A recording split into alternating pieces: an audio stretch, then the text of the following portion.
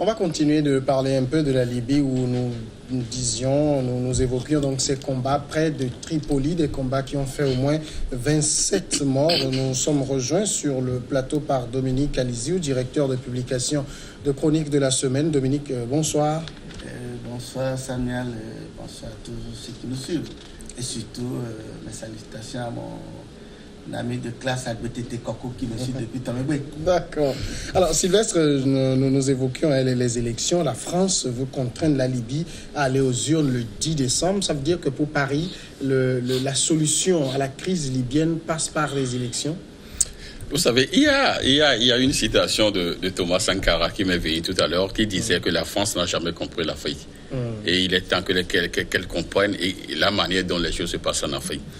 Vous voyez, la même France ou du moins les pays occidentaux ont contraint le pays de Touadéra aujourd'hui, la Centrafrique à aller aux élections. Quel est le résultat aujourd'hui? Ce pays est encore sous biberon de la France. Sous biberon donc des Occidentaux. Maintenant, quand le problème s'est posé au Togo, on dit non, allez aux urnes. À chaque fois, allez aux urnes, mais ils ne voient pas quand même, du moins les conséquences. Du moins, ils n'arrivent pas à s'attaquer aux causes, mais ils veulent résoudre les conséquences de la crise en demandant aux protagonistes d'aller tout de suite aux urnes. Je vous dis, les Libyens, ils iront aux urnes, mais je crois que ce n'est pas quand même les unis qui vont arracher les armes des rebelles. Oui, mais déjà, est-ce qu'ils peuvent aller aux urnes? Est-ce qu'ils peuvent même aller dans ces conditions-là? Regardez comment tout s'est fait au Mali ou autre. Donc, tant que le pays est en crise, tant que les armes circulent, demander d'aller aux urnes, je vous dis, ça ne va rien régler. Il y a des exemples, la Centrafrique, il y a plusieurs exemples qu'on peut donner sur ce plateau. Donc, il est temps que aussi ces Occidentaux comprennent l'Afrique. Quand il y a un problème, et au lieu donc de se poumonner, au lieu donc de se prendre à régler les causes, ils préfèrent s'attaquer aux conséquences et finalement on revient à la case du départ. Donc le problème libyen aujourd'hui, ce n'est pas le problème des élections. Le problème libyen aujourd'hui, c'est d'arriver quand même à avoir toutes ces personnalités là autour d'une table ou même à aller leur parler. Essayer donc d'avoir les avis, ce serait quand même divergent. Ils sont quand même réunis à Paris il y a quelques semaines. Mais pourquoi à Paris? La crise se passe en Libye, vous allez à Paris. Figurez-vous que quand la crise ivoirienne a commencé, les gens sont partis à Makoussi. Même les Togolais, nous sommes quand même sillonner toute la France pour avoir une solution à notre crise. Nous en sommes encore là. Ça veut dire que quand le problème se pose sur le territoire africain, il faudrait que ça soit sur le territoire. Dominique, les Libyens vous avez l'impression qu'ils ne sont pas fatigués de la guerre? Non, mais ce qui est extraordinaire, c'est le temps qui a eu cette facilité d'aller assassiner Kadhafi. Et avant d'aller à cette opération macabre, beaucoup d'observateurs leur ont dit que la Libye, c'est un pays particulier, où c'est des ethnies, c'est des clans que Kadhafi a réussi à mettre ensemble pour gérer. Donc, lorsque vous tuez Kadhafi ou vous fragilisez Kadhafi, ces clans, ces velléités vont reprendre. Aujourd'hui, par exemple, ceux qui s'affrontent, c'est qui? C'est des miliciens qui ont accepté le Premier ministre actuel, et accepté par notamment les miliciens de Misrata et les miliciens islamistes qui sont à Tripoli et qui protègent même le Premier ministre. Et entre eux, ça a commencé. Or, à côté, il y a le maréchal Haftar et ses troupes à Benghazi. Il y a également les miliciens de Zinten. Bon, c'est vrai qu'ils sont avec le Premier ministre. Non, les miliciens de Zinten sont avec le maréchal Haftar, oui. Donc, parce que eux, leur palmarès, c'est Toubrouk, puisqu'il a réussi à avoir aussi quelques champs de pétrole, donc il a aussi des... En fait, c'est ça le vrai enjeu. Puisque lui aussi, il a des champs de pétrole, il a des acheteurs, et les acheteurs, c'est les mêmes occidentaux. Et il achète comment? Moins cher, puisque c'est un pays en crise. Et également le gouvernement aussi qui contrôle quelques puits de pétrole, moins cher, et voilà le résultat. Maintenant, comment faire? Les miliciens de Misra sont hyper équipés, très armés jusqu'aux dents. Le général, le maréchal Haftar aussi, très équipé, très armé jusqu'aux dents. les miliciens islamistes également sont. Sans oublier les réseaux terroristes qui sont à Baniwali, dans d'autres villes où ils opèrent. La dernière fois, même on a tué un de leurs chefs. Mais aujourd'hui, on se demande comment passer. C'est pas faux. On ne peut pas organiser les élections dans ces conditions. Mais comment des groupes armés jusqu'aux dents, on peut organiser des élections? Comment ça va se faire? Ce n'est pas possible. Puisqu'on a déjà tenté. Et d'ailleurs, c'est ça qui a abouti parce que la première élection législative, ce n'est pas les islamistes n'ont pas gagné, mais ils ont refusé de reconnaître la victoire des autres. Et la suite, c'est ça. Ils ont pris Tripoli, les autres se sont repris à Tobruk. Le maréchal Haftar vient et dit, bon, vous, on est ensemble, donc je suis un maréchal, donc je suis le chef. Et donc finalement, la Libye ne peut pas s'en sortir. Mais seulement là où c'est regrettable, c'est de la cruauté humaine, c'est cette fameuse OTAN qui se crie partout à travers le monde entier, qui sont des démocrates, ils font ci, ils font ça. Mais voilà la Libye qu'ils ont mise dans cet état et qui refuse d'apporter ou bien d'intervenir ou bien de trouver des solutions adéquates. Mais c'est ça qui est vraiment... c'est les mêmes qui crient sur la Russie, que la Russie intervient en Syrie. La Russie... ce qu'ils ont fait là-bas, ça, on doit applaudir. C'est de la méchanceté. C'est pourquoi je vous dis que ce monde est mal parti avec ces Occidentaux et leur intérêt, leur recherche effrénée d'intérêt, d'influence sur des pays, surtout le continent africain, c'est leur terrain de football. Mais c'est vraiment dommage. Ce qu'ils ont fait à Libye, malheureusement, aucun Africain non plus, personne ne le dit. Nous les journalistes, on en parle, mais aucun dirigeant africain. Non, ils peuvent pas. Ils peuvent se dire non, mais allons sur l'OTAN et ses consorts. Ils ont été élus par les passés. Le petit doigt pour crier sur eux. C'est dommage. En fait, tout est lié. Les chefs d'État ou quiconque, quel qu'il soit, il ne peut pas aujourd'hui lever le petit doigt et puis vouloir aller à l'encontre de ce que les gens disent. Mais ce que moi je vais rajouter, je pense que cet appel aux élections dont a lancé la France, c'est un peu pour légitimer un peu le gouvernement qu'ils ont mis en place. C'est vrai que le gouvernement il béquille, certes, mais c'est pour lui donner une certaine légitimité, qui dit après tout, ce gouvernement-là fonctionne et que nous le reconnaissons. Sinon, à part ça, derrière eux-mêmes, ils savent que c'est la catastrophe. Mais on vote comment dans ce pays? C'est là toute la question. Non, mais ils savent que ça ne peut pas réussir. Ils ont fixé le 10 décembre. Ouais, ils savent que les élections ne peuvent que se passer dans une ville ou dans deux villes données, mais quand même qu'ils vont, et qui vont quand même fanfaronner de par le monde entier que voilà, il y a eu des élections, voilà, il y a eu un premier ministre qui est bon. Tripoli, les deux miliciens, ou bien les deux milices qui entourent le gouvernement et qui est dans la capitale Tripoli et ses environs, voilà, ils s'affrontent.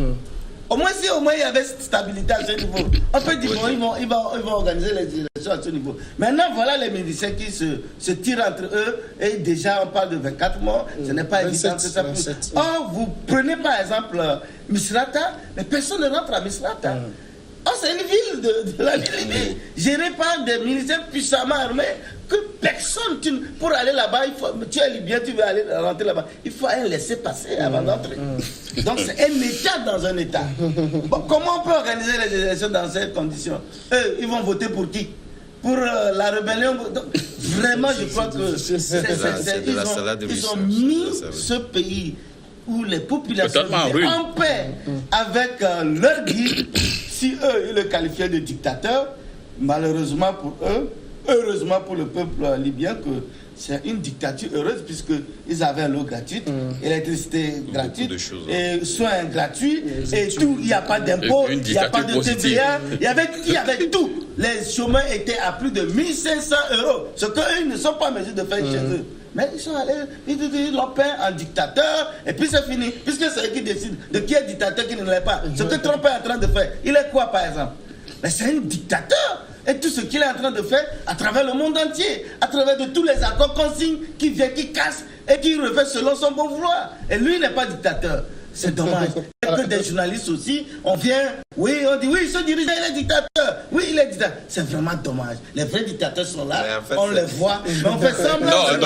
C'est pas parce que Trump est dictateur qu'il y en a pas. C'est ça. La dictature, c'est quoi? Mais ce n'est pas... Il suffit que l'Occident décrète c'est quelqu'un dictateur et puis on reprend la chanson en boucle. Non, ne va pas me le démentir. Pas plus qu'avant-hier, un certain Jean-Luc criait qu'il est dans une dictature. Jean-Luc n'est pas sur le plateau. Non, il n'est pas sur le plateau. Il n'est pas sur le plateau pour répondre comme je l'ai écouté. Oui, ce monsieur, il se fait ridicule. Non, je pense qu'il serait mieux quand même pour vous appeler sur le plateau. Non, il n'est pas sur le plateau. Non, Jean-Luc n'est pas ici. Si Jean-Luc trouve que nous sommes... Non. Si Jean-Luc était là, il allait te répondre. Et puis comme Jean-Luc, moi aussi, je vois que nous sommes dans une dictature. Peut-être qu'on en a pas. Oui, nous sommes dans une dictature congolaise. On l'évoquera quand on sera sur le Togo. On l'évoquera quand on sera sur le Togo. Mais c'est sur le cas libyen. Est-ce qu'aujourd'hui, il ne peut plus y avoir un nouveau Kadhafi en Libye? Dans ces conditions, ce sera très difficile. Ce serait très difficile d'avoir... D'autant plus que même le fils de Kadhafi... Oui, vous voyez comment est-ce que ce monsieur-là a été trimballé et tout. Mais aujourd'hui, je crois que... Il se cache, oui. Il se cache parce que sinon, peut-être que c'est un groupe rebelle qui va tomber sur lui. Et puis bon, vous voyez, donc on a tellement peint, et du moins c'est la famille Kadhafi en noir qu'aujourd'hui, même... Personne n'osera au sein de la famille Kadhafi à encore vouloir diriger la Libye. Personne. Oui, mais parce comment qui soit de non, mais quelqu'un d'autre, ce serait très difficile. D'autant plus que les Occidentaux ont déjà leurs pions. Ils ont déjà des pions un peu partout en Libye. Et là, quiconque viendra et qui va vouloir faire comme Kadhafi aura même le peuple libyen contre lui. Parce qu'il sera monté par les Occidentaux contre le monsieur. C'est possible. Avec la galère que vivent les Libyens, aujourd'hui, beaucoup de Libyens regrettent Kadhafi. Mais je vous dis... Ils sont prêts, si on met l'urne là-bas, on dit de voter, un fils de Kadhafi, il risque de gagner les élections. Bon, oui, mais le problème... Non, il peut gagner. Il peut gagner les élections, mais il ne peut pas gouverner. C'est autre chose, il peut gagner. Vous savez, cette facilité de pouvoir corrompre ou d'amener les gens à être contre un gouvernement donné dans nos pays, c'est pas la même chose chez les Libyens. Parce que les Libyens, ils ont goûté à l'argent. Ils ont goûté à la belle vie. Donc, c'est pas aussi facile aujourd'hui. Comme le disons, c'est vrai qu'il y a des Libyens aujourd'hui qui regrettent amèrement Kadhafi. Et aujourd'hui, ils ne sont pas aujourd'hui prêts à vouloir céder à n'importe quelle avance faite par les Occidentaux et aller à l'encontre de ce qui... Aujourd'hui, il y a des gens qui ont pris conscience. Sauf que ils ne sont pas armés. Il y a des gens qui sont puissamment armés sur le terrain qui font que les gens ne peuvent pas aujourd'hui se lever et puis parler. Ils ne peuvent que le dire en douceur. Donc, mais ce qui est vrai et réel, c'est que du jour au lendemain, il y en a qui sont aujourd'hui contre la gestion ou l'influence ou l'intrusion que font aujourd'hui les Occidentaux. Mais que faire? C'est là le problème. Que faire? Par exemple, le maréchal Haftar, c'est un homme des Américains. Il a été formé par la CIA. Et qu'entre-temps, ils ont voulu le pousser à renverser le régime Kadhafi. Seulement que ça n'a pas marché. Donc c'est un homme des Américains. Mais est-ce qu'il arrive à s'imposer? C'est vrai qu'il a Benghazi, il a également tout vers le sud. Il a aussi le pétrole. Mais il a beaucoup de puits de pétrole. Mais il ne s'impose c'est suffisant. Pas. Il ne s'impose pas. Et il ne peut pas s'imposer. Pour s'imposer, c'est vrai que, bon, de temps à autre, il arrive à conquérir quelques villes. La dernière fois, il a conquéri une ville à travers des combats féroces, mais il a réussi à... Mais, par exemple, il n'ose pas affronter les miliciens de Misrata. Parce qu'eux, ils sont puissamment armés et très aguerris. Ils étaient au premier front de la lutte contre Kadhafi. C'est à travers eux que les Occidentaux ont mis beaucoup de moyens. Et ils ont conservé ces moyens logistiques. Alors, et sans oublier qu'ils ont aussi des puits de pétrole qui vendent et ils arrivent à conquérir ou bien acheter. Malheureusement. Est-ce qu'un DDR peut marcher en Libye? Vous savez, moi, je vous dis, dans ces conditions, ce serait très, très, très, très difficile. Dans ces conditions. Mais c'est ce qu'il faut, en fait. C'est ce qu'il faut, en fait. Mais ce serait très difficile, il faut l'avouer. Parce que, vous savez, lorsque les gens ont déjà des parcelles de liberté, les gens se voient déjà conquérants, ce serait difficile de leur dire, peut-être demain ou après-demain, soumettez-vous à un autre régime ou soumettez-vous à une autre personne qui sera peut-être le chef de file. Ce serait très difficile. Vous voyez donc, aujourd'hui, les gens Ils ont l'argent, ils ont le pétrole. Quand ils ont faim, ils peuvent appeler un petit Européen, un petit Américain. Ils vendent un peu d'argent. Ils ont de l'argent contre les armes. Donc c'est suffisant. Donc je vous dis que la Libye, c'est parti. Je l'ai dit, la peinture aujourd'hui, c'est l'Afghanistan de l'Afrique. Nous sommes partis pour des années. Nous sommes partis pour des années. Parce qu'il y aura entre-temps la calmie. Après, ils vont reprendre les armes. Et sur un groupe, il y aura scission. Ils vont encore créer d'autres bouts. C'est tout ce que nous allons voir. C'est tout le film. C'est le scénario. Là-bas risque d'être même de façade. Que les gens comme même le gouvernement. Ce gouvernement-là. Oui. Oui. Et présenter quelques vieux Kalachnikov pour dire que c'est déjà moindre catade. Ils vont reprendre. Ils vont reprendre. Donc c'est compliqué. Ils vont reprendre. Aujourd'hui, la Libye est mal partie, mais je ne sais même pas quelle recette. Non, la seule recette, c'est que les Africains se soulèvent contre l'OTAN, qui s'est permis d'aller créer une catastrophe inutile dans ce pays qui n'en avait pas besoin. Qui est devenu même source de catastrophe pour nous les Africains. Même pour eux-mêmes, puisque certains réseaux terroristes ont trouvé leur terreau là. Et c'est là-bas qu'ils s'organisent pour l'enlever. Regardez même à Côte d'Ivoire. La Côte d'Ivoire a essayé DDR, mais ça n'a pas marché. Il est vrai, la para, on dit non, les gens sont venus, ils ont remis leurs armes et tout. Mais vous avez vu la dernière fois quand, même aujourd'hui, des armes circulent. Il suffit seulement qu'il y a ces microbes, là, ce groupe qu'on appelle les microbes, ils ont des armes. Ça veut dire, mais on nous a dit que non, les gens sont venus, ils ont déposé les armes et tout, ils ont pris de l'argent. Mais s'il y a 2 ou 3 Kalash, j'amène un, je prends un peu d'argent et puis j'ai 2 derrière. Quand il y a problème, je sors cela. Donc ça serait très compliqué. On va dire un mot sur la Côte d'Ivoire où une centaine de jeunes de Katiola, ville carrefour du nord du pays, ont envahi le village d'Atienkata. C'est à 15 km de Katiola, brûlant les maisons parce qu'ils pensent les villageois responsables de la disparition d'un des leurs. Des dizaines de maisons de ce village de 1000 habitants ont été brûlées. La gendarmerie a pris position sur les lieux qui fumaient encore en fin d'après-midi où des casseroles, débris de maisons et vêtements jonchaient le sol. Adam Adjronou, c'est un peu une sorte de vindicte populaire là. Ben, vous savez, tout est lié, comme nous venons de le dire aujourd'hui.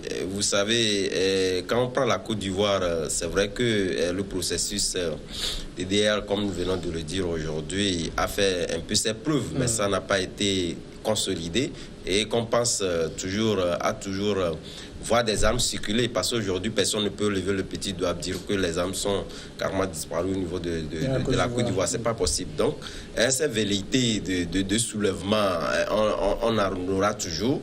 Et c'est dommage pour ce pays-là aujourd'hui qui, le président Ouattara a fait sa part. Il a fait sa part en se focalisant sur plusieurs factions, en temporisant un certain nombre de soulèvements.